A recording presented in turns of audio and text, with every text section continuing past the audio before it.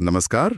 आज हम Craig Ballantine की किताब द परफेक्ट डे फॉर्मूला की एक गहरी पड़ताल कर रहे हैं।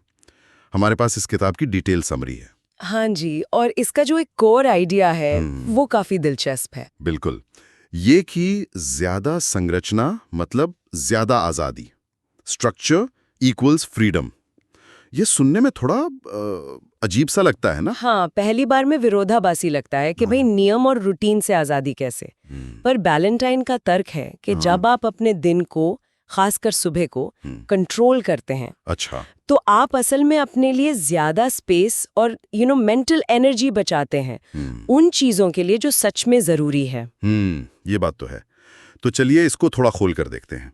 बैलेंटाइन ने एक 3C फ्रेमवर्क दिया है। क्या है वो? हाँ, 3 C's। या पहला है कंट्रोल, मतलब सुबह पर नियंत्रण। दूसरा कॉन्कर, यानी दोपहर की जो उथल पुथल होती है उस पर काबू पाना। ओके। और तीसरा है कॉन्सेंट्रेट, हाँ, शाम को उन चीजों पर ध्यान देना जो मायने रखती हैं। ठीक है। तो शुरुआत सुबह से करते हैं कंट्रोल। इसमें क्या क्या आता है, कैसे कंट्रोल करें सुबह को? इसमें सबसे पहले तो रात को ही अगले दिन की तैयारी, मतलब अपने टॉप 3 काम तय कर लेना। अच्छा, रात को ही? हाँ, फिर सुबह जल्दी उठकर सबसे जरूरी काम पर फोकस करना। और एक और इंटरेस्टिंग चीज है, not to do list. Not to do list मतलब वो चीजें तय करना जो नहीं करनी है। हाँ, ये तो काफी प्रैक्टिकल लगता है। हम अक्सर फालतू चीजों में बहुत टाइम लगा देते हैं। बिल्कुल।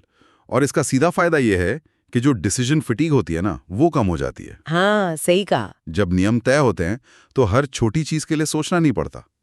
और सुबह सुबह जब आप कुछ जरूरी काम निपटा लेते हैं तो एक कॉन्फिडेंस आता है। हाँ, मोमेंटम बन जाता है पूरे दिन के लिए। एग्जैक्टली। वही अनुशासन फिर आजादी का रास्ता खोलता है। समझ गया। तो ये हुआ सुबह का कंट्रोल। अब आते हैं दोपहर पर, कॉन्कर चरण। यहाँ अक्सर एनर्जी डिप होती है, ध्यान भटकता है। इसके लिए क्या सुझाव है? हाँ, दोपहर मुश्किल हो सकती है। इसके लिए बैलेंटाइन 5 पिलर्स या स्तंभों की बात करते हैं। 5 पिलर्स, ओके। कौन कौन से? प्लानिंग तो है ही, फिर है प्रोफेशनल अकाउंटेबिलिटी, यानी किसी और के प्रति जवाबदेही, सोशल सपोर्ट, इंसेंटिव्स यानी कोई इनाम, और एक बड़ी डेडलाइन। प्रोफेशनल अकाउंटेबिलिटी मतलब जैसे टीम को अपडेट देना या किसी को बताना कि आप क्या कर रहे हैं। हाँ बिल्कुल, या किसी दोस्त को। ये बाहरी ढांचे तब बहुत काम आते हैं जब आपकी अंदरूनी इच्छा शक्ति कमजोर पड़ रही हो। दोपहर में अक्सर ऐसा होता है। हाँ, होता है। तो ये सिर्फ विल पावर पर निर्भर रहने के बजाय एक तरह से बाहरी सिस्टम का इस्तेमाल करना है। और हाँ, एनर्जी मैनेजमेंट भी जरूरी है। मुश्किल काम तब करें जब एनर्जी ज्यादा हो। ये बात तो सही है। सिर्फ विल पावर के भरोसे नहीं रह सकते। अच्छा, और फिर तीसरा सी है शाम के लिए कॉन्सेंट्रेट। इसमें क्या है? इसमें फोकस लॉन्ग टर्म पर है, उन चीजों पर जो असल में मायने रखती हैं। बैलेंटाइन कहते हैं कि जीवन के 4 मुख्य क्षेत्र हैं: हेल्थ, वेल्थ यानी काम करियर, रिश्ते और पर्सनल ग्रोथ। अच्छा, हेल्थ, वेल्थ, रिश्ते और ग्रोथ। हाँ, इनके लिए एक क्लियर विजन बनाना और शाम को दिन का मूल्यांकन करना। क्या अच्छा हुआ, क्या बेहतर हो सकता था। और एक बहुत जरूरी बात, काम और निजी जिंदगी के बीच साफ बाउंड्रीज तय करना ताकि बर्नआउट ना हो। ये शाम का मूल्यांकन और बाउंड्रीज ये अगले दिन की सुबह के कंट्रोल को और मजबूत करते होंगे, एक साइकिल जैसा। बिल्कुल, ये एक पॉजिटिव फीडबैक लूप बन जाता है। एक दिन की लर्निंग अगले दिन काम आती है। इसी से लॉन्ग टर्म सस्टेनेबिलिटी आती है। किताब में कुछ एक्शन स्टेप्स भी दिए हैं शायद, छोटे छोटे कदम। हाँ, एक 7 स्टेप एक्शन प्लान है, बहुत प्रैक्टिकल। जैसे कल से सिर्फ 15 मिनट जल्दी उठना, या एक नॉट टू डू लिस्ट बनाना। छोटे कदम जिनसे शुरुआत की जा सके। और वो 10-3-2-1-0 वाला रूटीन भी है ना रात के लिए। हाँ, वो नींद की क्वालिटी सुधारने के लिए है। सोने से 10 घंटे पहले कैफीन नहीं, 3 घंटे पहले खाना या अल्कोहल नहीं, 2 घंटे पहले काम बंद, 1 घंटा पहले स्क्रीन बंद। और सुबह सेकंड में अलार्म बंद होते ही उठ जाना।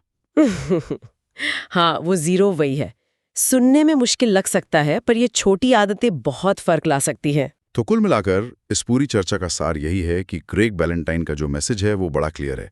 अगर अपने दिन और जीवन पर कंट्रोल चाहिए और वो असली वाली स्वतंत्रता चाहिए तो अनुशासन और संरचना को अपनाना ही होगा। बिल्कुल, नियम और रूटीन बंधन नहीं, बल्कि फोकस और ज्यादा हासिल करने के टूल्स हैं। हाँ, समरी में एक सैम्पल परफेक्ट डेट टेम्पलेट भी दिया गया है जो दिखाता है कि ये सब प्रैक्टिकली कैसा दिख सकता है। और यहाँ श्रोताओं के लिए सोचने के लिए एक बात छोड़ जाते हैं।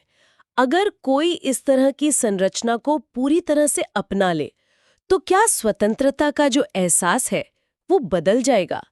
क्या ये शुरू में एक बंधन जैसा लगेगा, या फिर समय के साथ ये जीवन में ऐसी क्लैरिटी और नए अवसर खोलेगा जिनकी शायद अभी कल्पना करना भी मुश्किल